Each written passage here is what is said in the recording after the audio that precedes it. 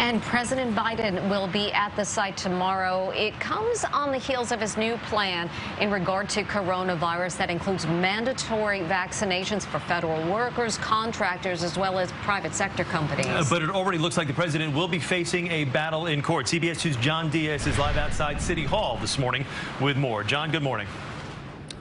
Good morning to both of you. Yeah, and Mayor Bill de Blasio is expanding the city's vaccine mandates just as President Joe Biden has issued his most aggressive COVID vaccine efforts yet. The commander-in-chief's new mandate will impact roughly 100 million Americans. This is not about freedom or personal choice. It's about protecting yourself and those around you. Patience is a virtue, and President Joe Biden seemingly can't wait any longer, with COVID numbers spiking. More than 140,000 new cases and more than 1,000 deaths a day. The president indicated yesterday time's up to get the vaccine. What more is there to wait for? What more do you need to see? We've been patient, but our patience is wearing thin. Private sector companies with over 100 employees must require vaccinations or weekly testing or face fines of $14,000 per incident.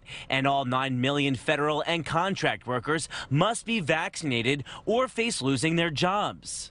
If a federal worker fails to comply, they will go through the standard HR process, which includes counseling and face disciplinary action. There was an avalanche of outrage from Republican governors. We will take action. My legal team is already working, and we will defend and protect our people from this unlawful mandate. But the president is not backing away from a fight. Vaccinations will also be required for the 17 million people who work at hospitals that receive Medicare or Medicaid funding, and President Biden is calling for all teachers to be vaccinated.